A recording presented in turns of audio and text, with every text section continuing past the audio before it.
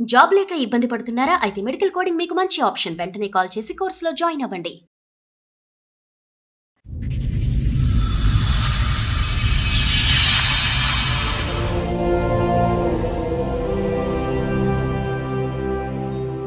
Love marriage చేసుకున్నా madam. ఎన్ని సంవత్సరాల క్రితం? 1.5 year అవుతుంది. మీ వయసు ఎంత? 22. 22. ఇంట్లో వాళ్ళని ఒప్పించి పెళ్లి చేసుకున్నారా? మేము వెళ్ళిపోయాం లేచి.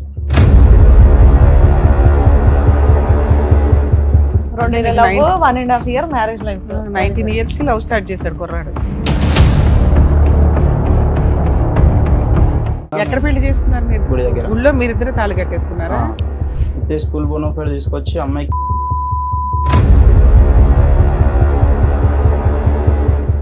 మా అబ్బాయి అన్న మాట్లాడలేదు, అసలు అమ్మాయి గట్టిగా మాట్లాడింది.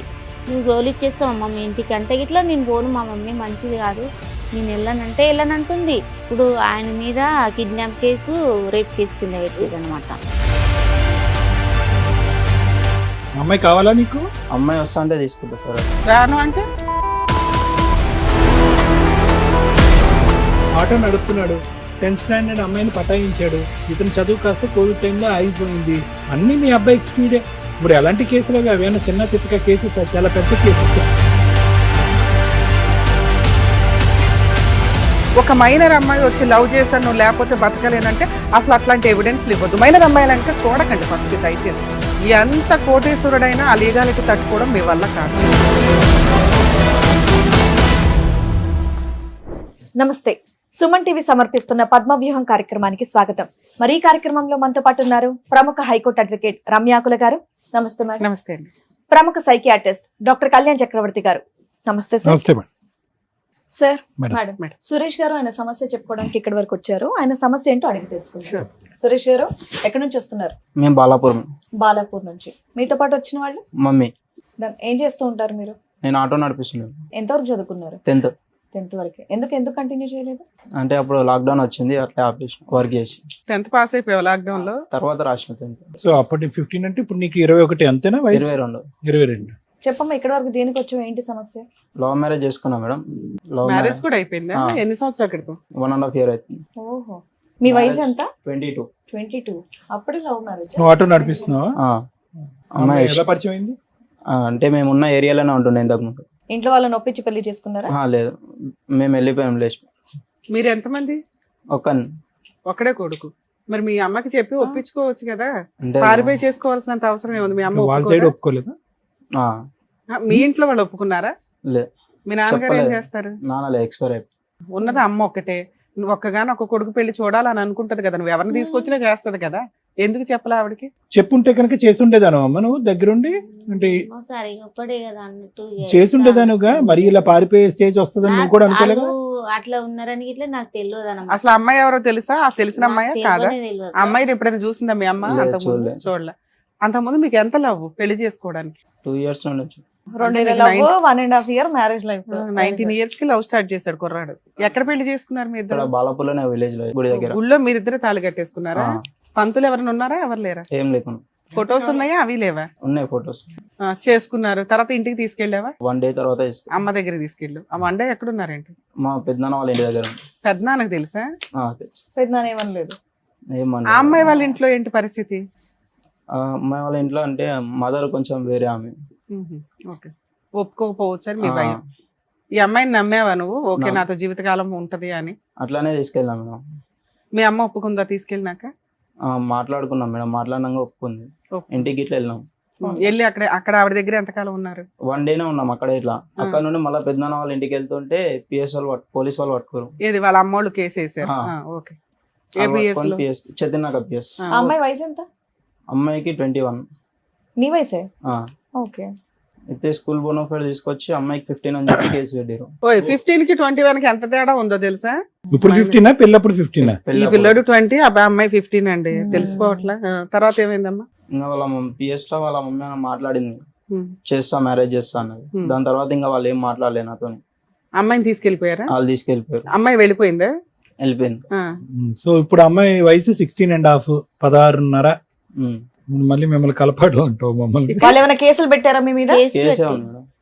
కేసు కాదు, పెళ్లి చేస్తాను అంది కదా, వాళ్ళ అత్తగారు పెళ్లి చేస్తాను మళ్ళీ నాకు అన్నట్టు కదా. వాళ్ళైతే చెప్పలేదు మేడం, పెళ్లి చేస్తాము అది మరి ఇది ఈయనకి ఎవరు నాతోనే చెప్పారు? చెప్పలేదు, ఆయనతోనే ఆమె వాళ్ళు చెప్పిందంట, ఆమె పోలీస్ చెప్పింది. స్టేషన్ లో ఎఫ్ఐఆర్ ఎందుకు పెడతారు? మిస్సింగ్ కంప్లైంట్ విత్డ్రా అయిపోద్ది కదా.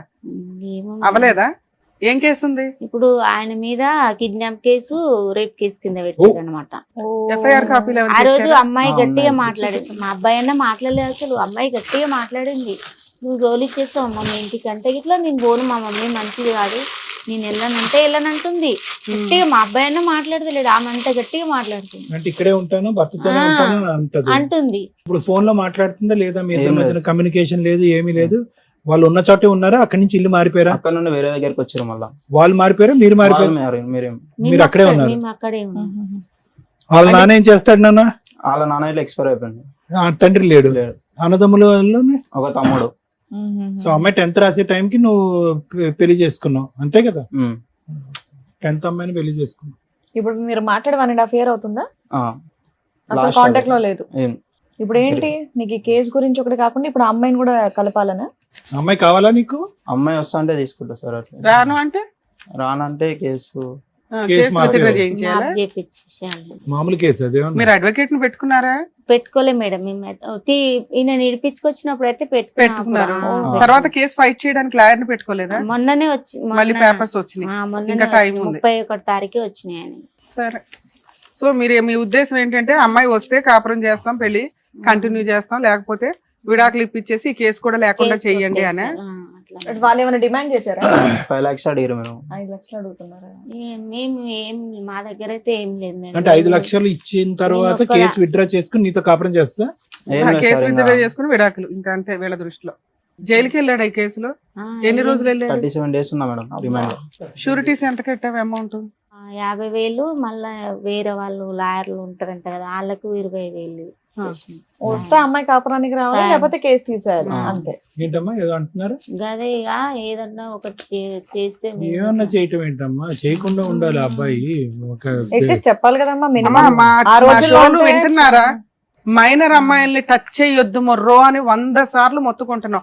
మీరు ఏ ఎపిసోడ్ చూసినా ఆడపిల్లల గురించి మాట్లాడేటప్పుడు ఇవి బేసిక్ గా చెప్తున్నాం కదా నాన్న. ఆమె ఇట్లా మాకు ఏమన్నా పిల్లలతోనే sense కదా ఉందా? సార్. ఆమెకు అప్పట్లో ఫోన్ లో ఇవన్నీ ఏం లేవు. ఏం న్యాయం లేదు. కాదు. ఫోన్లో న్యాయం న్యాయం అంటే ఏంటి వయసు మీ ఎంత? దృష్టిలో?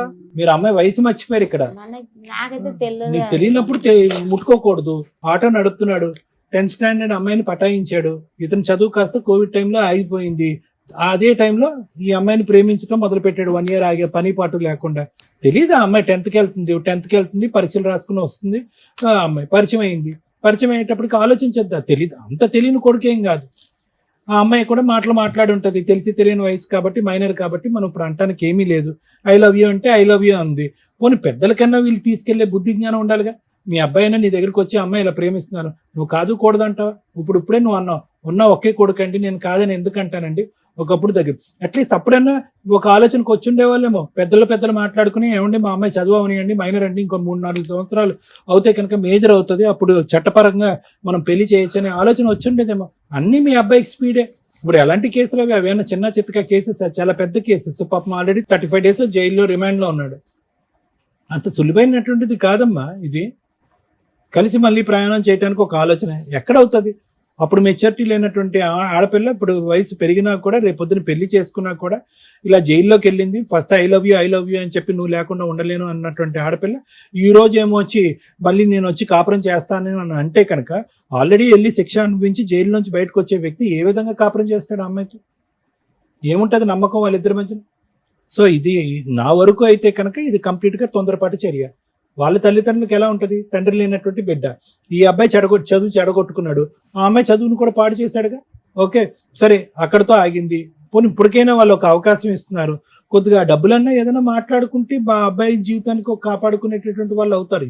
ఇద్దరు మళ్ళీ ఈ రోజు కలిసి ముందుకెళ్లి ప్రయాణం చేయటం అనేటటువంటిది అంత సులభమైనటువంటి కార్యక్రమం ఏమీ కాదు. అది అప్పుడు ఇమ్మెచ్యూరిటీ ఉంది, ఇప్పుడు కూడా ఇమ్మెచ్యూరిటీ అనే ఉంది.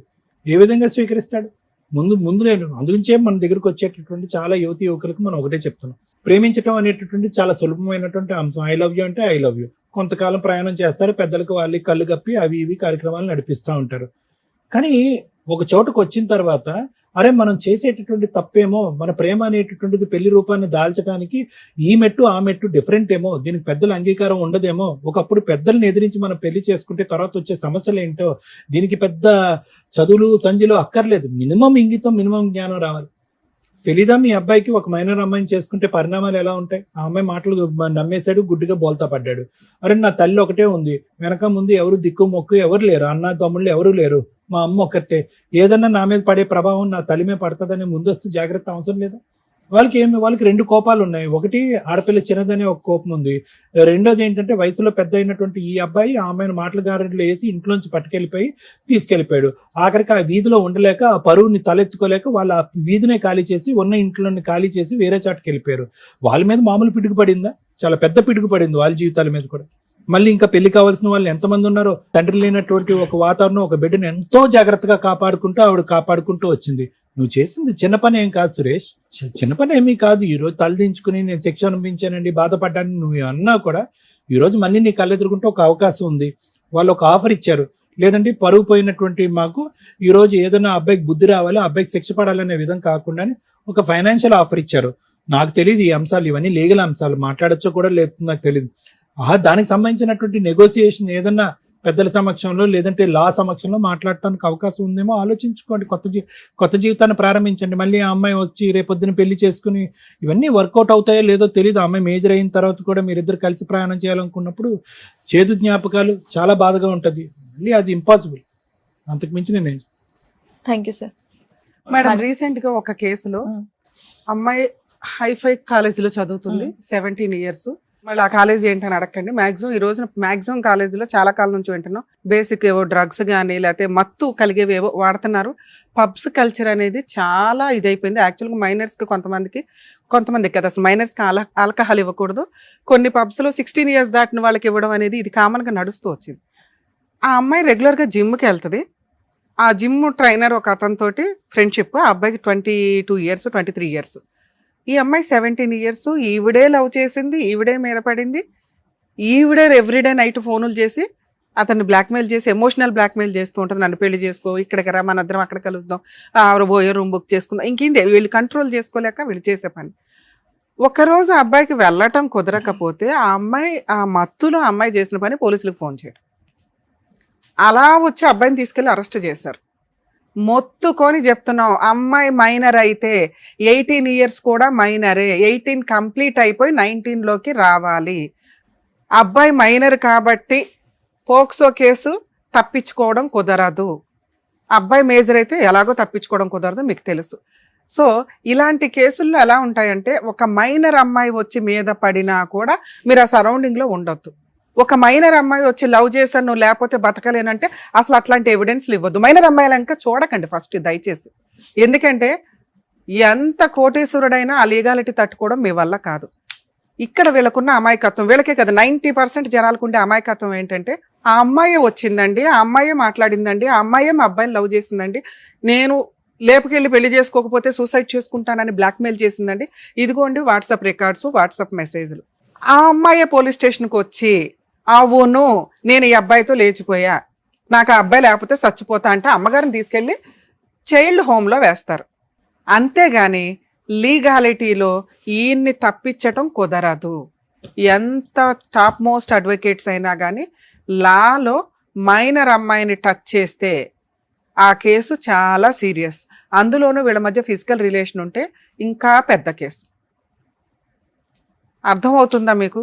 దయచేసి అర్థం చేసుకోండి. వీళ్ళ అమాయకత్వం ఏంటంటే, మేడం అమ్మాయి వచ్చింది, అమ్మాయి వెళ్ళింది, ఇద్దరు లవ్ చేసుకున్నారు, ఇద్దరు చేశారు కదా అబ్బాయికి ఎందుకు అంటే, ఒకప్పుడు తల్లి మైనర్ అమ్మాయిల్ని మ్యానిపులేట్ చేసి ఎలా పడితే అలా రేపులు చేసి కేసులే వేయకుండా 50 రూపాయలకి 50,000కి కూడా సెటిల్మెంట్లు చేసి బ్లాక్మెయిల్ చేసి వాళ్ళని చంపేసిన రోజులు కూడా ఉన్నాయి.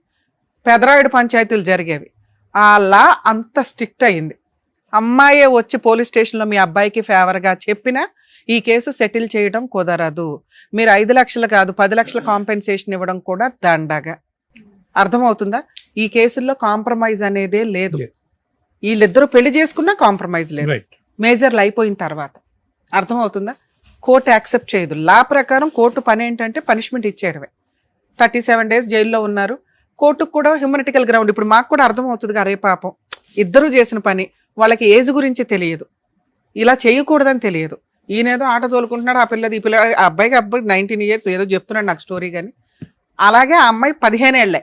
వాళ్ళు ఇటువంటి ఒక పోక్సో కేసు ఫైల్ చేస్తున్నప్పుడు child marriage act, prohibition of child marriage act కూడా ఇంప్లిమెంట్ చేశారు. అంటే మైనర్ వివాహ చట్టం కూడా ఇంప్లిమెంట్ చేశారమ్మా. దాంట్లో ఆ అమ్మాయికి బ్లడ్ టెస్ట్ చేసి మరీ రిపోర్ట్ వేశారు.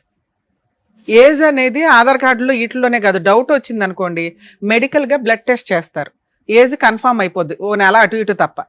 ఆ అమ్మాయి 15 ఏళ్ళని అక్కడ క్లియర్గా బ్లడ్ టెస్ట్ రిపోర్ట్స్లో ఉంది. సో ఆ అమ్మాయి ఇష్టపడి కోర్టుకు వచ్చి అతను లేకపోతే నేను చచ్చిపోతాను అన్నా కూడా ముందు మీ అబ్బాయిని అరెస్ట్ చేసినాకే కోర్టు మాట్లాడుతుంది. సో ఇక్కడ ఈ కేసులో సెటిల్మెంట్ అనేది మర్చిపోండి. మరి ఏం చెయ్యాలి మేడం? అడ్వకేట్ని పెట్టుకోండి, ఫైట్ చేయండి. మీకు ఈ లీగాలిటీ తెలియచేయగలం తప్ప ఇప్పుడు అదర్ సైడ్ వాళ్ళతో ఫోన్ చేసి మేము మాట్లాడినాం తప్పది. సెటిల్మెంట్ మాట్లాడే రైట్స్ ఎవరికీ లేవు ఇందులో. ఎవరు మాట్లాడాలి? కోర్టులోకి వెళ్ళిన తర్వాత మీ లాయరు, ఏమ్మా మీకు మాత్రం మైనర్ చట్టం తెలియదా, మీరు ఎట్లా సెటిల్మెంట్ మాట్లాడారు అంటారు.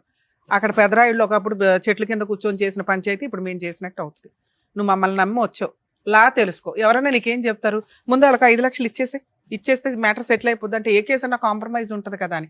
ఈ కేసులో సెటిల్మెంట్ లేదు. మీరు 10 లక్షలు ఇచ్చినా కూడా వాళ్ళు కోర్టుకు వచ్చి ఏం చెప్తున్నా, అమ్మాయే చెప్పింది, అమ్మాయి వాళ్ళ అమ్మా నానే వచ్చి ఏ తప్పు జరగలేదండి అని చెప్పినా కోర్టు యాక్సెప్ట్ చేయదు. ఎందుకంటే ఆ రోజు స్టేట్మెంట్ రికార్డ్ అయిపోయింది. నీ గొయ్య నువ్వు తవ్వుకొని ఇక్కడ దాకా మునిగావు. నీ లైఫ్ వేరు, ఈ కేసు వేరు. నీ లైఫ్తో పాటు ఈ కేసు కంటిన్యూ అవుతూ ఉంటుంది. అర్థమవుతుందా? 19 ఏళ్లకే నువ్వు ఒక కేసును మూటగట్టుకొని వతలకొచ్చు. మరి ఈ కేసు నుంచి నేను బయటపడడానికి ఏ కొంచెం మార్గం లేదా? సెటిల్మెంట్ లేదు. హాస్టల్ విట్నెస్ అంటే తనకు సాక్ష్యాన్ని తనే తగ్గించుకోవడం కుదరదు. ఒక మైనర్ అమ్మాయి, ఆ అమ్మాయే చెప్పినా ఆ అమ్మాయిని హోమ్లో పెట్టి ఈయన జైల్లో పెడతారని చెప్పా. అర్థమవుతుందా? ఈ కేసులో అమ్మాయి మేజర్ అయిపోయిన తర్వాత వీళ్ళిద్దరూ పెళ్లి చేసుకుంటే కేసు నడుస్తూ ఉంటుంది. మీరు వాళ్ళతో సెటిల్మెంట్ మాట్లాడుకొని కేసుని ఎంత తక్కువ అంటే ఫిజికల్ రిలేషన్ లేదు అంటే మీ 50% కేసు తగ్గిద్ది. ఫిజికల్ రిలేషన్ మెడికల్ టెస్ట్లు కూడా వేశారు అందులో. బాబా ఆగల, ఎన్ని రోజులు కలిసి ఉన్నామంటే 1 రోజు అన్నాడు. మరి ఆ 1 రోజులు ఎక్కడ ఉన్నామంటే పెద్దనాన్న ఇంట్లో అన్నారు. పెద్దనాన్న మరి ఫస్ట్ నైట్లో అరేంజ్ చేశాడు, పెళ్లికి ముందే కలిశారు, నువ్వేం చెప్పొద్దు నాన్న ఇక్కడ తెలియదు. సో ఫిజికల్ రిలేషన్ ఉంది అని ఆ అమ్మాయి అబద్ధపు సాక్ష్యం చెప్పిందేమో. ఇది కొంచెం మీరు మెడికల్గా అడ్వకేట్ తోటి పర్మిషన్ పిటిషన్ వేసుకొని ఫిజికల్ రిలేషన్ లేదు అంటే ఈ కేసు 50% తగ్గిద్ది. ఇంకో 50% ఏంటంటే మైనర్ అమ్మాయితోటి పెళ్లి చేసుకోవడం, మైనర్ అమ్మాయితోటి తిరగడం, మైనర్ అమ్మాయిని ఎంటర్టైన్ చేయడం. దీనికి కొంచెం పనిష్మెంట్ ఒక 3 years 5 years 7 years అనుకోండి. ఓకే, అది వీళ్ళిద్దరూ మేజర్లు అయిపోయినాక పెళ్లి చేసుకుంటే కోర్టు కొంచెం హ్యూమనిటికల్ గ్రౌండ్లో ఆలోచిస్తుంది. అరే వీళ్ళిద్దరూ భార్యాభర్తలు కదా, కేసు కొట్టేదు, తక్కువలో తక్కువ పనిష్మెంట్ కన్ఫామ్. 5 ఏళ్ళు ఇవ్వడం వేరు, 7 years ఇవ్వడం వేరు, 7 ఏళ్ళు ఇవ్వడం వేరు, సంవత్సరం ఇవ్వడం వేరుగా. అర్థమవుతుందా? మీకు అటువంటి అవకాశం ఏదన్నా ఉంటే వాళ్ళతో మాట్లాడుకొని వీళ్ళు ఇప్పుడు ఇద్దరు మేజర్లు అయితే, ఇంకా అమ్మాయి 16-17 ఉంటాయి ఇప్పుడు నాకు తెలిసి, పూర్తిగా ఇంకో 3 years టైం ఉంది. ఆ 3 years కేసుని నడవనిస్తూ ఈలోపు సైమల్టేనియస్గా సెటిల్మెంట్ మాట్లాడుకుంటూ మేజర్లు అయినాక పెళ్లి చేసుకుంటే కేసు నడుస్తూ ఉంటుంది. ఎలాగో భర్త కోసం అమ్మాయి ఫేవర్గా చెప్తుంది, అత్తమామలు ఫేవర్గా చెప్తారు. అప్పుడేం మీరు ఎదురు 3 లక్షలు అట్లా ఇచ్చుకోవాల్సిన అవసరం ఉండదు. 2, కోర్టు కొంచెం కన్సిడర్ చేస్తుంది, అరే మేజర్లు అయిపోయినాక వీళ్ళు పెళ్లి చేసుకున్నారు, చట్ట ప్రకారం ఎంత తక్కువ ఇవ్వడానికి అవకాశం ఉందో అంత ఇస్తారు. ఈ ఎగ్జాంపుల్ అందరికీ కాదండి, ఎందుకంటే అన్ని కేసుల్లో మైనర్ అమ్మాయిలు మేజర్లు అయిపోయినాక వాళ్ళ అమ్మా నాన్న వచ్చి పెళ్ళిళ్ళు చేస్తారని కాదు. ఇక్కడ ఒక తల్లి ఒక్కగానొక్క కొడుకు పెళ్లి కళ్ళారా చూసుకోవాల్సిన ఆవిడ ఒక మైనర్ పిల్లాడు చేసిన పనికి మేజర్ అని చెప్పుకున్నా కూడా తల్లిదండ్రుల మాట వినండి దయచేసి. మీ ఏజ్కి మీకు వేరే వాళ్ళతో పోల్చుకోవడం, అందరికీ గర్ల్ ఫ్రెండ్స్ ఉన్నారు నాకు ఉండాలని విచ్చలవిడిగా తిరగాలి అనుకుంటే జీవితాలు సర్వనాశనం అయిపోతాయి. ఏం తప్పు చేసింది ఆవిడ? భర్త ఎట్లాగో కాలం చేశాడు, ఉన్న ఒక్కగానొక్క కొడుక పోలీస్ స్టేషన్ల చుట్టూ కోర్టుల చుట్టూ తిరగడం అంటే ఆవిడకి లిటరల్లీ నరకం కింద లెక్క. ఇట్లాంటి ఫైనాన్షియల్గా చాలా వీక్గా ఉన్న వాళ్ళకి ఉన్నంతలో, ఎందుకంటే అమ్మాయి వాళ్ళ ఫ్యామిలీ కూడా పెద్ద ఏం కాదు అని చెప్తుంది ఆవిడ, సో ఉన్నంతలో మంచి భర్త ఈ పిల్లోడు కాస్త ప్రూవ్ చేసుకుంటే, మీ అబ్బాయి పనులు చేసి ఒక షాపు లేకపోతే ఆటో కొనుక్కోనో 4 ఆటోలు మెయింటైన్ చేస్తుంటే వాళ్ళే అమ్మాయిని తీసుకొచ్చి ఎంతకంటే ఏం మంచి సంబంధం చేస్తాం మేమని చెయ్యడానికి అవకాశం ఉంది. ఇప్పుడన్నా అబ్బాయి మారి కెరియర్ మీద కాన్సన్ట్రేషను, ఆ అమ్మని జాగ్రత్తగా చూసుకోవాలనే కాన్సన్ట్రేషను. రేపటి రోజున ఆ అమ్మాయి వస్తే నా కేసు 90% తగ్గిద్ది. ఇష్టపడి పెళ్లి చేసుకున్నాం, లా వేరు ఇష్టం వేరు. సో ఇది కోర్టుకి మనం ప్రూవ్ చేయగలిగితే మేము ఇట్లా పర్ఫెక్ట్ అండి, ఆ రోజు మా మధ్య ఫిజికల్ రిలేషన్ లేదు అని ప్రూవ్ చేస్తేనానా కొంచెం బయటపడడానికి అవకాశం ఉంది. ఒకవేళ జైలుకి పంపించినా కూడా 1 year పనిష్మెంట్ ఉన్నా మళ్ళీ 1 monthలో బెయిల్ వస్తుంది, 1.5 monthలో హైకోర్టుకి వెళ్ళొచ్చు. హైకోర్టులో మళ్ళీ ఒక 10 years నడుస్తుంది, 5 years నడుస్తుంది అనుకుందాం కేసులు. అక్కడ ఇంకొంచెం హ్యూమనిటికల్ గ్రౌండ్, అప్పటికి పిల్లలు పుడతారుగా, పనిష్మెంట్ ఇంకొంచెం తగ్గిద్ది. అర్థమవుతుందా? మీ అబ్బాయి కెరియర్లో ప్రూవ్ చేసుకొని అమ్మని బాగా చూసుకుంటే అమ్మాయిని బాగా చూసుకుంటాడని అవతల వాళ్ళకి నమ్మకం వచ్చి నీకు ఇవ్వాల. మేము ముగ్గురం కూర్చొని ఫోనులు చేసి ఈ అబ్బాయి మంచోడు అంటే ఏం మంచోడు నువ్వు, ఇప్పటికీ పనికి మాలినోడివే. అర్థమవుతుందా? కెరియర్ కాన్సన్ట్రేషన్ చేయి, కేసును వదిలిపడే, నడవని అట్లా. ఇప్పటికిప్పుడు నిన్ను లోపల ఇరెవరు, ఇంకా చాలా టైం ఉంది కేసులో. ఈ లోపు నువ్వు బాగా సంపాదిస్తే వాళ్ళే మీ దగ్గరికి వస్తారు. ఎందుకంటే ఒకసారి పెళ్ళి అయిపోయి అన్నీ అయిపోతున్నాయి అని వాళ్ళే ఫీల్ అయినప్పుడు ఇంతకంటే మంచోళ్ళుడు ఏం దొరుకుతాడు? ఆ అమ్మాయికి ఇప్పుడు ఇంకో పెళ్లి చేసి సెకండ్ మ్యారేజ్ అని అనుకోవడం కంటే ఇది బెటర్గా. సో వాళ్ళకి కూడా నీతో పెళ్లి చేయడం అవసరం, నువ్వు అందుకు రెడీగా ఉండు. ఆ అమ్మాయిని వాడేసుకున్నాను చాలు, కేసు వేసింది, ఆ రోజు బూతులు నన్ను మా అమ్మని తిట్టారు అని ఇగోకి వెళ్ళిపోయి గొయ్య తవ్వుకో. మాకు ఈ కేసు నుంచి బయటపడాలంటే ఇది. మేడం మేము అంతా చేసినా కూడా వాళ్ళు మా వల్ల కాలేదు, వాళ్ళు యాక్సెప్ట్ చేయలేదు అంటే కేసుని మ్యాక్సిమం ఫైట్ చేసుకుంటే తల్లి, పనిష్మెంట్ మ్యాక్సిమం పడుతుంది. అర్థమవుతుందా? ఈయనకో పెళ్లి చేసి ఆయన లైఫ్ ఆయన చూసుకోమనండి. ఈ కేసులకి అడ్వకేట్ ఖర్చులు కూడా గట్టిగా ఉంటాయి. కుదిరితే గవర్నమెంట్ లాయర్ని రిక్వెస్ట్ చేయండి, కానీ 99% పెట్టరు. ఇంతే తల్లి. ఎందుకంటే మిమ్మల్ని ఎవరైతే నమ్మి పంపించారో మేము అవతల వాళ్ళతో మాట్లాడడానికి ఇది కాంప్రమైజ్ కేసు కాదు. దయచేసి మమ్మల్ని ఏమనుకోకండి. మీ వల్ల కనీసం మీలాంటి ఈ పిల్లాడు లాంటి వాళ్ళకి బుద్ధి అయితే చెప్పగలుగుతాం. ఇట్లాంటి మేము కూడా ఫేసే చేస్తామండి ప్రాబ్లమ్ని, అన్ని అనుభవించినాకే అంటే ఇంకా పెద్దవాళ్ళం కూర్చొని చెప్పడం దండగా. కనీసం రియలైజ్ అయ్యండి, ఈ రోజున అబ్బాయి చాలా, ఇంకా నేను తక్కువ చెప్తున్నాను, టెన్షన్ పడకుండా ఉంటారు అని. దయచేసి అర్థం చేసుకోండి. మైనర్ అమ్మాయిల్ని టచ్ చేయొద్దు, మాట్లాడొద్దు, మనకు వద్దు వాళ్ళతో పంచాయితీ. ఫ్రెండ్షిప్ వరకు ఉంచుకోండి, మేజర్లు అయినాక మాట్లాడుకోండి ఏదన్నా ఉంటే. ఈ రోజున ఫోన్లు ఖాళీగా ఉన్నాయి కానీ టిక్ కానీ రొమాంటిక్ మెసేజ్లు, ఇంకా మీ తొక్కులో తెలివితే అట్లేంటో తెలుసా, ఏవో యాప్లు ఉంటాయి, వెంటనే 1 time చూడగానే డిలీట్ అవుతుంది. అవి కూడా రికవరీ చేస్తారు ఒళ్ళు మండితే. అవి ఎందుకు చేస్తారు? కేసు ఎక్సీడ్ అవుతుంది, పొజిషన్ ఎక్సీడ్ అవుతుంది, మీ మధ్య రిలేషన్ పెరుగుతూ ఉంటుంది. రిలేషన్ పెరిగినాక ఎట్లాగో క్రైమ్ జరిగిద్దిగా. సో మైనర్ అమ్మాయిల దగ్గరికి వెళ్ళొద్దు, అంతే. Thank you madam. ఏం అర్థమైందా? జాగ్రత్తగా విన్నావు కదా మేడం చెప్పిందంతా కూడా. సో ఉద్యోగం. దాని తగ్గట్టే మీరు కంటిన్యూ చేస్తే బెటర్. వర్క్ ఏమ్మా జాగ్రత్తగా చూసుకోండి. సో మేడం చెప్పినట్టు ఇంకో మంచి పాయింట్ కూడా చెప్పారు, నీ కెరీర్ మీద కాన్సన్ట్రేట్ చేసి డబ్బులు బాగా సంపాదిస్తే అమ్మాయి వచ్చి పెళ్లి చేసుకుంటే ఇవన్నీ కూడా పోతాయి. చూసుకోండి, జాగ్రత్త. చేస్తాం. వెళ్ళండి. నమస్తే. అనుకుంటే మనల్ని ఎవరు ఆపుతారులే అని ఒక పిచ్చి ఆలోచన, అందుకే మైనర్లు అనేది. సరే, అప్పటి రోజులు అంటే సెల్ ఫోన్స్ లో ఇవన్నీ న్యూస్లు తెలియదు కాబట్టి ఇది, కానీ ఇప్పుడు దానికి సంబంధించి సినిమా కూడా వచ్చింది పెద్ద, అవన్నీ చూసుకొని కంటిన్యూ చేస్తే బాగుండేది. బట్ ఇంకా నెక్స్ట్ ఎవరు కూడా అలాంటి మిస్టేక్ చేయొద్దని చెప్పేసి కోరుకుంటున్నాను. Thank you so much sir. Thank you so much madam. మరో కథతో మళ్ళీ కలుద్దాం.